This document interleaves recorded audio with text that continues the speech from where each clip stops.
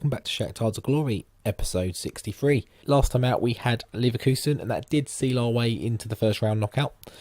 A great win. We absolutely destroyed them in that game. We are top of the group. Obviously it's the last group. No, it's the penultimate group game today. We still possibly face Real Madrid.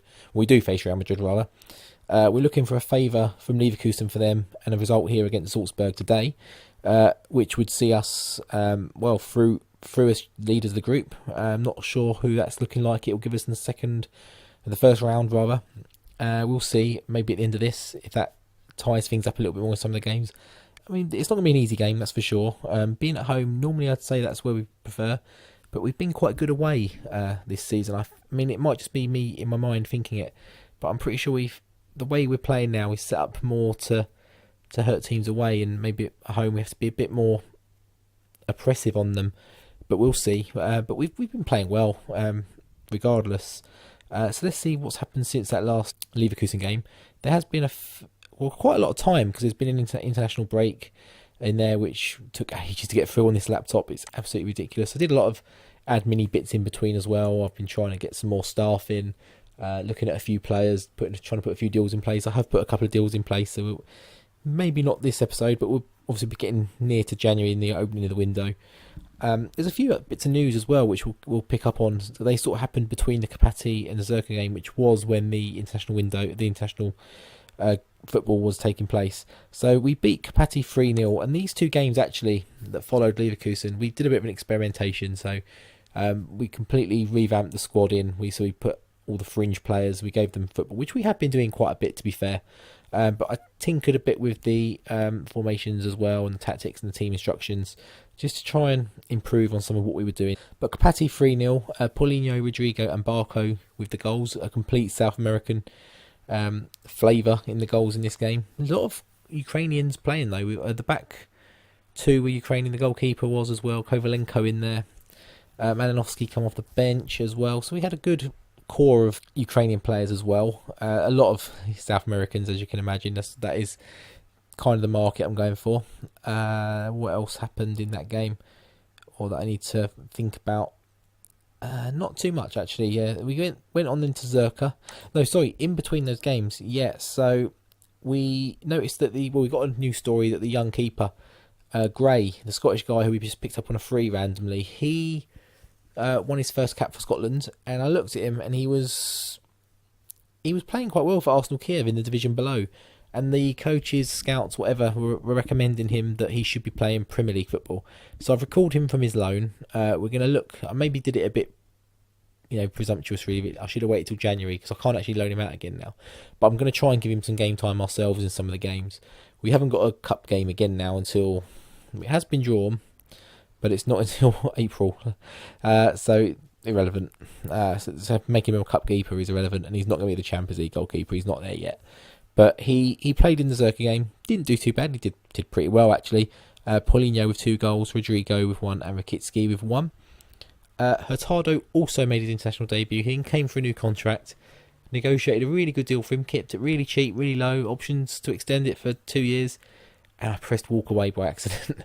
So now he's a little bit unhappy, but at the same time, he's also injured for, I think, 7 weeks. So he's going to miss today's game. He may probably also miss the Real Madrid game, which is a blow. But we've got some players that can step in and cover for him, so hopefully that they do the job. There, Kvitsov, I think it was, of the 3. Kvitsov or Kitsky, I think it was Kvitsov, comes to me saying that he wants to leave to have a new challenge.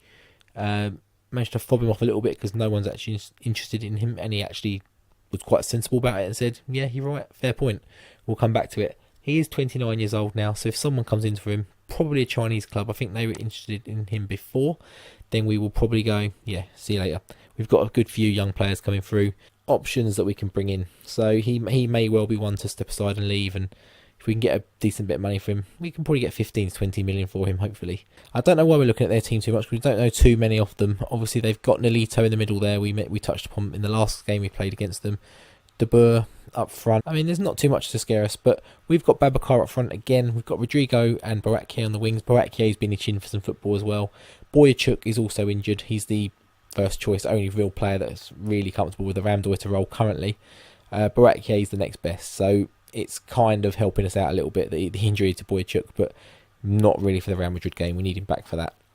We've got Fred and Hagen in the middle, with Malashev just behind, and then we've got Matvienko, Tello, Ordets, Lukacevic, and then Shevchenko in goal. On the bench we have Oya, Romero, Santos, Paulinho, Gnabry, Nikishkin as the left back, the young left back. We've just given him a contract actually as well, and Kovalenko. He may not amount to much, Nikishkin, but we've given him every opportunity to do so, and he's playing a lot of football this year, to be fair, because Butko's been injured, and we've been playing the two young fullbacks in some of the league games to give Matvienko, Lukacevic, Santos a bit of a rest. So yeah, so they're getting some football. He's got every chance of developing into something. He's a homegrown player as well. Gnabry's itching for extra football. He's been mentioned not being in the Germany squad. To be honest, he's probably not going to be in it anyway, when you look at the options they have. But they do have the first highlight, and it's Nolito, but he plays it short. I mean, he has got the quality to get that in the mixer there, but he doesn't do it. And De Boer's a big unit of a striker. So we've got our own one, Babacar, and we're breaking 3-on-2 here. But the ball wasn't great. But the switches and Rodrigo, he's having a fantastic season. I mean, that's why I picked him over Gnabry in the 2 games in the league and the cup. We actually played Rodrigo out there, and he's kept his place. I mean, that's what those games are for. We are playing it to keep other players rotated, give other players a rest. But it's a window for them to say to me, look, I should be playing. And Rodrigo's been doing that. He's been absolutely fantastic this season.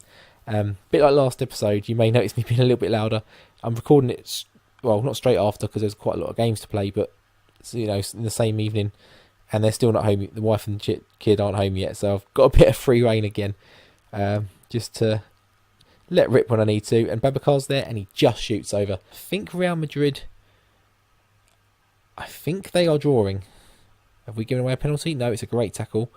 Always worry when they happen, because there's always a little slight, not delay, but pause between the writing showing. That's a foul, and that's a yellow card. Yeah, Boakye is an interesting one. He's not getting as much football this season, primarily because of the change of system. Even in the league, we're not really playing the 3 up front. I may have to switch back to it, certainly when the Champions League group games drop out, because we're going to have to give some more players some games. But he's a fantastic player, and he always gets me goals, and he's got me some big goals in this save. I mean, vital, pivotal, key goals that have kept us in the Champions League, kept us in the running for different games. But he's just not finding a way in at the moment, and I think with Babacar coming in now, I think he is an upgrade. As Fred just slots a nice goal just in the keeper's left hand side there, left him rooted to the ground. We'll have a look at that now. But yeah, he maybe isn't as what's the word I'm looking for? He can't play in as many positions as Boakye. But I mean, Boakye doesn't play them all great. He literally is a striker mostly. Great finish. So he may be someone. He's a little bit older, I think, than some of the others. So he may be someone. I mean, while I need that Ramdeuter at the moment, until the new guy joins in January, he could be a victim of this squad and what it's turning into, how it's evolving now. He's been a fantastic servant, but his time sort of may be up. As we come forward again, Fred to Babacar, Rodrigo, Babacar, Fred, and he slots another one away. It's pretty much a carbon copy of that first goal. And Real Madrid have dropped down to 9 points. You've probably spotted that before me. I wasn't paying attention to their league. Leverkusen have jumped up to 4 points. They must be winning. And that flips this on its head. If this stays as it is, even if they beat us 5-0, 10-0, 15, 20-0, whatever, they can't finish top. I haven't made any subs. What am I doing? Just rabbiting away, making no subs at all. What a great, fantastic manager. Just having a chat on the sidelines, not making any changes. But we've been rampant here. We don't need to worry. We can rest some of the players from the next game and give the others a run out. But I think, yeah, that should be, and barring any last minute drama, that should be us top. And even if they equalise, I think we'll be in a very strong position, put it that way. As the final highlight just before the final whistle goes here, we've been absolutely dominant. Look at the stats, nearly 60% possession, 26 shots, half of those on target. And my wife is ringing me, which probably means I have to go out and help her. Bear with me one sec. A very brief phone call there. She's on her way back, so it's probably the last episode I'm going to get recorded at this moment in time. Timo Werner is at Porto, and he's gone on a free. I think I tried to get him and he wasn't interested. So let's have a quick look at the groups. We'll go to stages because you won't show the qualifiers otherwise. So, no, they've still got to play their games. So it's these groups, E onwards, that have finished. So Juventus are top, so we can't get them. So it'll be looking at Tottenham or PSV, which is an interesting one. Both teams are qualified in that group, Porto and Chelsea. It could still go either way, so we don't know. Inter, disastrous campaign there. We are qualified. We can't be caught. Leverkusen with a fantastic result there and they're going to be playing Salzburg, so anything but a loss there. They've got scraped Europa League football, possibly harshly really, and Bayern go out as well. And again, it's Monaco and FC Madrid, so we're not really any clearer at the moment of who we'll be playing in the next game. So I think we will come back for that Real Madrid game as the next game. If you enjoyed this episode, please do drop a like, drop a sub on the channel. I mentioned it last time, the subs have been increasing this week, so just want to say again thank you for that. It really means a lot. I'm not doing it for the likes. I'm not trying to make a career out of this. It's not the aim anyway. It's something to do, a bit of fun, trying to have a little bit of creative outlet for me at the moment, which I don't have time to do that much of that with anything else. Got a few other things, but not amazingly. So I do really appreciate it, and if you are new, please do drop a sub to the channel as well. Drop me a comment either on here or on Twitter. A comment on the video would be amazing, but if not, you can interact with me on Twitter as well. Got a lot of interaction on Twitter, particularly this week, mostly due to the shocking train network that takes me to work. I have a lot of time spent on my phone. But yeah, until that next game against Real Madrid, take it easy. See you later.